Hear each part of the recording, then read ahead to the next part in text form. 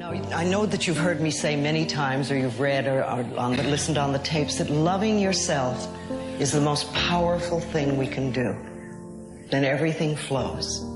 Everything flows beautifully. And I'm not talking about vanity or arrogance, because that is not love. That's always fear. I'm talking about just really respecting and appreciating this incredible, magnificent being that we are. As Henry Ford said, when everything seems to be going against you, remember that the airplane takes off against the wind, not with it. There are going to be times in your life where it literally seems like the world is coming after you. And in those moments, if rather than panic, if rather than letting your mind run away from you, rather than getting bitter or angry or frustrated, I figured out the one piece I was missing. I thought it was cars. I thought it was women. I thought it was money. I thought it was everything. The one piece I was missing was me having the courage to face myself. I made this person. I made this person by diving into the insecurities that life gave me. Because now they're yours. They're yours to own. If you're not smart, call yourself dumb. It's okay. If you're fat, call yourself fat. I used to be 300 pounds. We want to talk so soft to ourselves. We're looking for that recovery day. It's not coming. And that's the mentality I took with me. It wasn't like someone came down here and guided me through life. When you figure this out on your own, the amount of pride and dignity and self-respect you have. if you remember in those times that forcing yourself to push through it, forcing yourself to find the opportunity, forcing yourself to find the lesson in that is going to be the very thing that gives you lift. It's actually constraints. It's having restrictions. It's having difficult times. Those are the things that allow people to really find and tap into the thing that's going to allow them to achieve what they want to achieve, because it's going to push you. If you want to achieve something great in your life, you've got to be going into the hard places. You've got to be facing down the difficult things. You've got to be going down that road that is intrinsically difficult. It's untamed. It's wild. And in that sense that it's coming after you, in that sense that you've entered truly hostile territory, in that is the very thing that's going to lift you up and allow you to do what other people haven't done. That's exactly why the terrain seems hostile. That's exactly why it seems like things are crashing down around you. When you want to become a diamond, your whole attitude change, your whole mindset, your thinking, your relationships, the decisions that you make, how you spend your time. I'm asking you to keep a journal. I call it one of the 3 treasures to leave behind. Let me give you that. Number 1 is your pictures. A picture's worth 1,000 words. Don't be lazy in capturing the event. How long does it take to capture the event? A fraction of a second. Take lots of pictures. Help tell the story. When you're gone, one of the things to leave behind, the treasure in picture as well as in words. Next, your library. The library that you gathered, that taught you, that instructed you, that helped you to defend your ideals, that helped you to become wealthy and powerful and healthy and sophisticated and unique. The library that caused you to walk away from the ghetto. The library, the books that instructed you.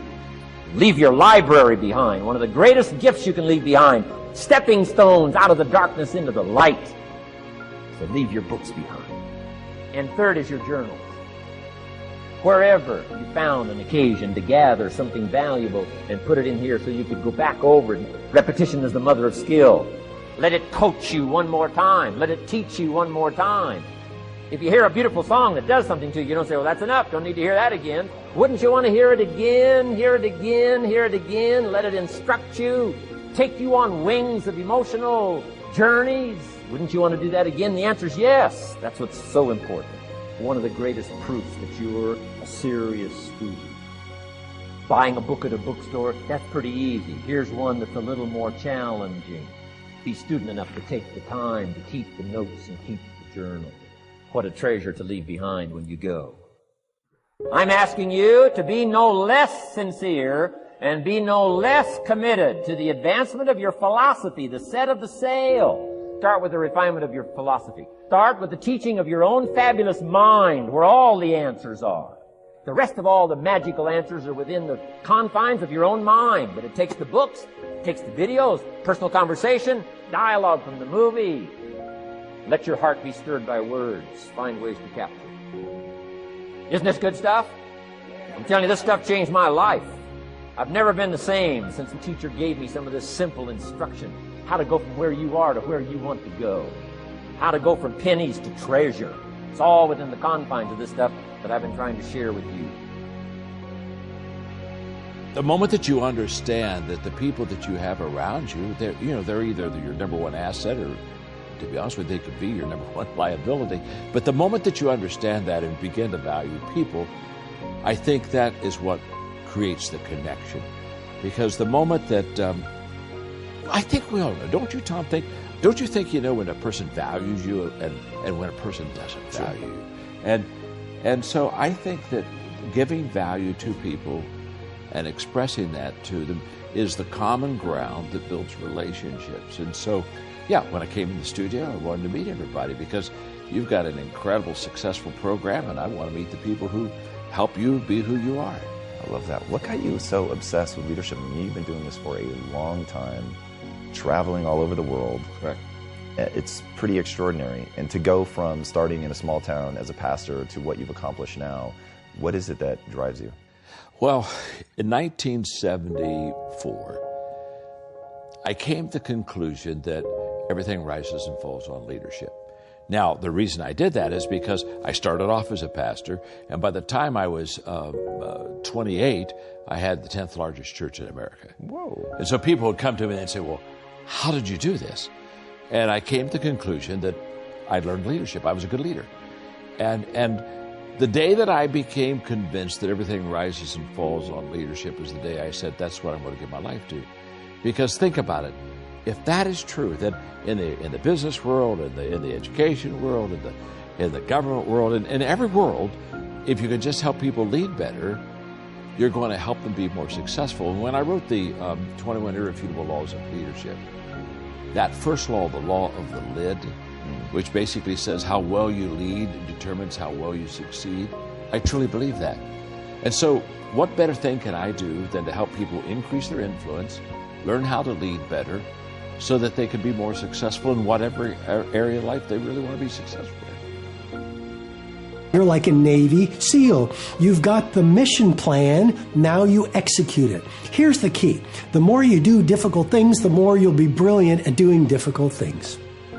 You get better at what you practice. All genius has a dark side. So whether it's a Beethoven or a Buffett, whether it's a Federer or a Serena Williams, whether it is a Jean-Michel Basquiat or a Ferran Adria, the things that allow for genius all have a downside or a dark side. Here's some examples. Someone who is absolutely brilliant at execution has a dark side to manage of impatience. Someone like Steve Jobs, who was a fanatical perfectionist, could be seen as demanding. Someone who is amazingly creative could self-sabotage with too many ideas. The key is this: honor your gift, manage the downside. When you're in the military, you have this discipline. And beyond the discipline that's imposed on you, you also have a lot that you have to just hold the line yourself. I mean, when you're in the military, sure, you go through boot camp where there's a drill instructor that's yelling and all that, but once you're in the military, you're doing what you have to do. It's self-discipline, that you learn that and you become self-disciplined. And what happens is guys get out and that's gone, and that hurts them. And the other thing that hurts them is they don't know what their mission is anymore. Mm-hmm. And my big thing with people that I've been telling vets now is find what your next mission is. Go find whatever your next mission is. And I don't care what it is, but it has to be something. When people are not going anywhere, when they're failing, when they don't have the drive, it's because they're not accepting responsibility for anything. And so my way of saying that is like, you need a new mission. You need to be responsible for something, and you need to go and move towards some new mission.